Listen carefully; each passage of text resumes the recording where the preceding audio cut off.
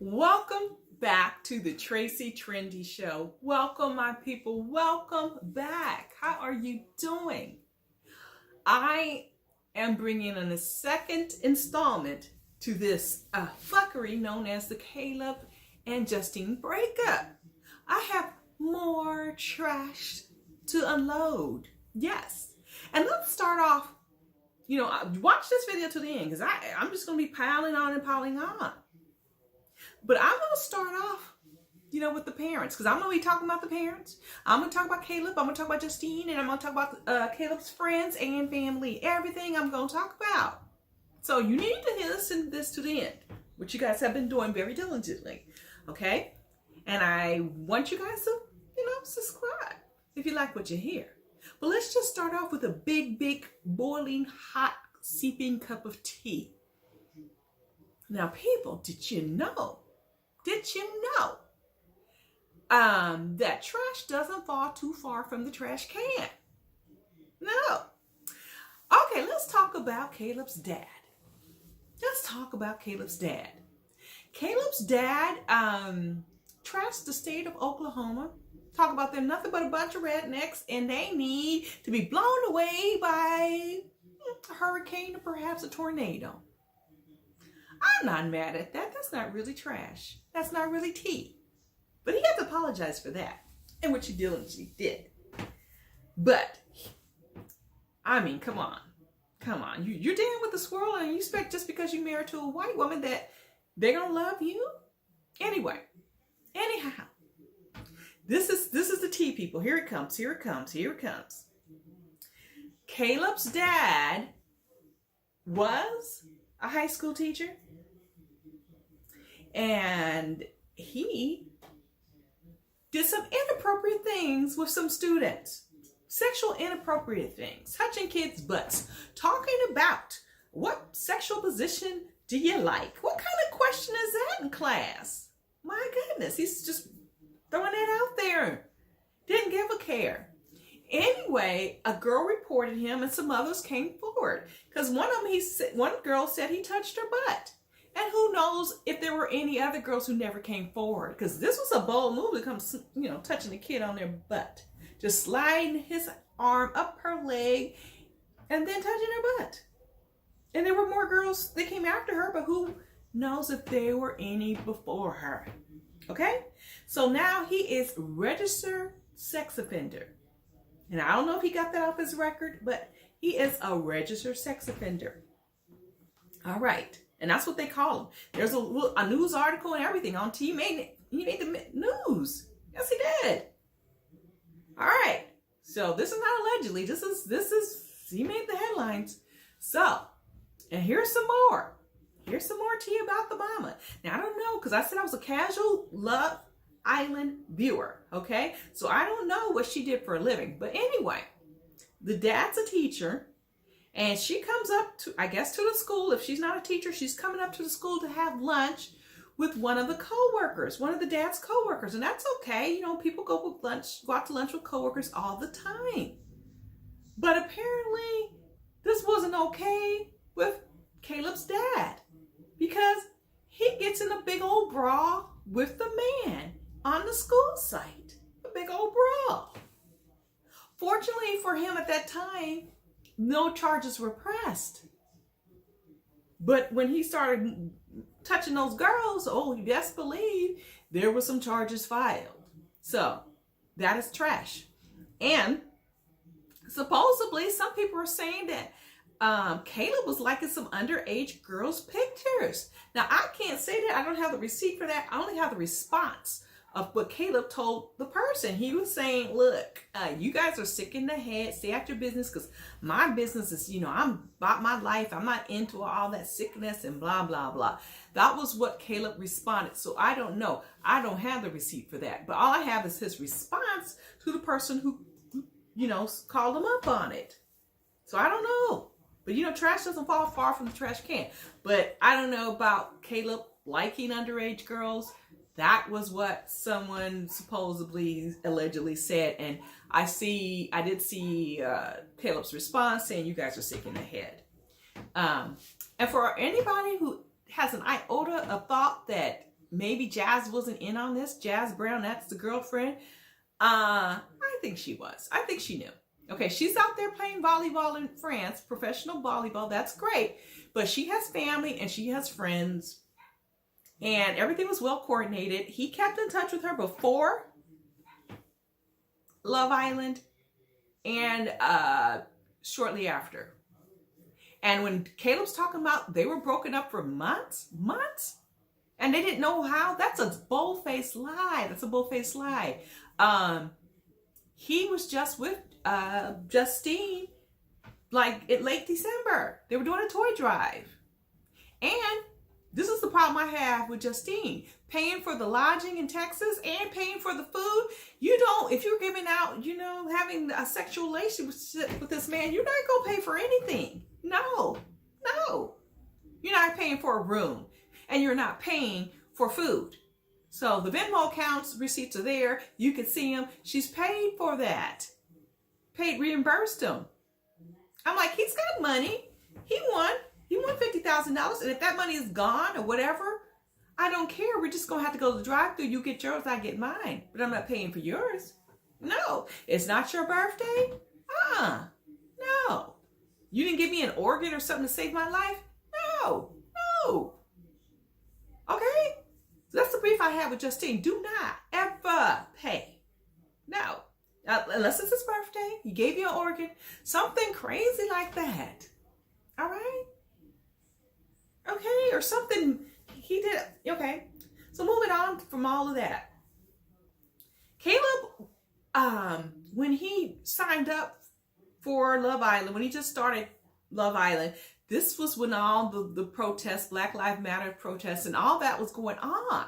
And it seemed like he was trying to tie in and use that as a platform. Because if you go to his Instagram channel, he's like, when he said, they were declared the winners, he was talking about, oh, yes. He referenced the Black Lives Matter movement and how we're all, black is good and this is that and blah, blah, blah, blah, blah. Okay? So he's using this platform. Go on his Instagram channel, you'll see it. And then, he's saying all this when he's all about the mixed chicks, okay?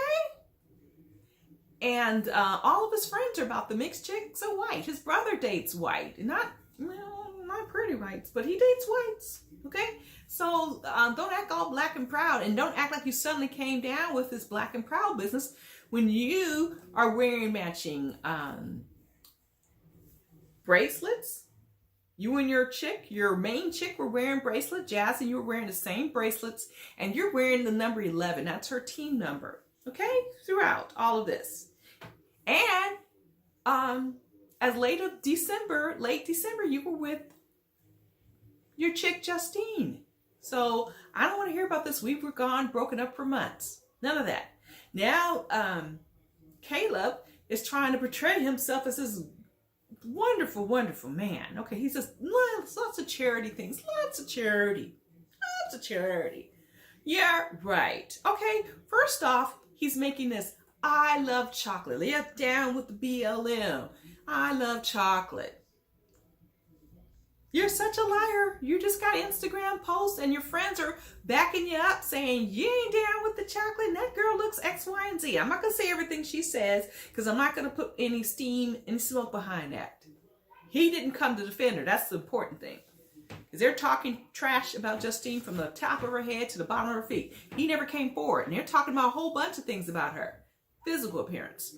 So anyway, all of his friends are colorists and he never said anything. So anyway, they could be whatever they want to be, but he's got to step forward if he's so in love with Justine. So anyway, he's Mr. Captain Wonderful.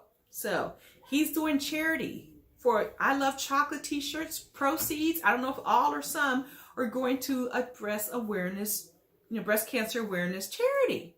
So charity goes, hello, we didn't receive any of the funds. And one of his little friends were like, well, that's because CBS told us to stop and, I guess we have to give the money back or whatever. But you would think that two things, if they told them to stop, You would think you would contact the charity and say, look, we hit a snag here. We hit a snag. And CBS wants the money. But they didn't do that. And number two, CBS don't want those small potatoes. No, they're a multi-billion-dollar company. The most CBS would do would say, cease and desist, stop it. Number three, if you look at the t-shirt, I don't see any copyright infringement thing. It doesn't say anything. It's a basic brown t-shirt with I love chocolate. Okay? So I don't think CBS had anything to do with the charity not receiving any money. And if that were the case, you could say, okay, can you just forward the money to the charity? Why won't you do that, Captain Wonderful, Mr. Caleb? Why couldn't you do that, Captain Caleb? You're Mr. Wonderful. Moving on. Captain Caleb Wonderful wanted to get people to vote. Yes. And he said, oh, vote, people. If you vote, you got to do this. Then I'm going to offer a wonderful Bali trip.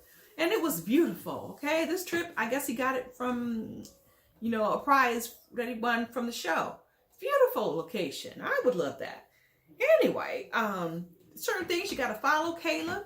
You got to tag him here and there, and you got to go vote. All right. That's, so people were doing that. And then people were like, okay, but who won? He never lists the winner. He never lists the winner. Was there a winner? I don't know. And nobody knows to this day was there a winner. And number one, Captain Caleb Wonderful, why didn't you vote yourself? You're telling people to vote. Why didn't you vote yourself, dude? Yes, there's receipts. He didn't vote. Now, the state of Arizona is one of those states that lists the names of people, their voting record. If you're not voting, you didn't vote. They list it. They even list your party affiliation. Okay? There's no record that Caleb even voted. And he's telling other people to vote. Captain Courageous Caleb. And he's all, check, I got people to vote. Check, check, I gave money to charity. No, you didn't. No, you didn't give money to charity. Not the breast awareness charity. Nothing. So, but he did do the toy drive. But Justine had to pay for the lodgings in Texas, and she had to pay for the food. All right, so you're not that wonderful. You just showed up, you got a little free trip, you got some free grub in you, and you passed out some toys. That's what you did. You passed out some toys that were donated. And now, he didn't break up with Justine. He was rolling with Jazz for the longest time, and he would have continued this facade if he didn't get caught with those Christmas PJ picture. Once Justine saw that, she broke off things. Once she saw that PJ picture, the Christmas PJ, that was it.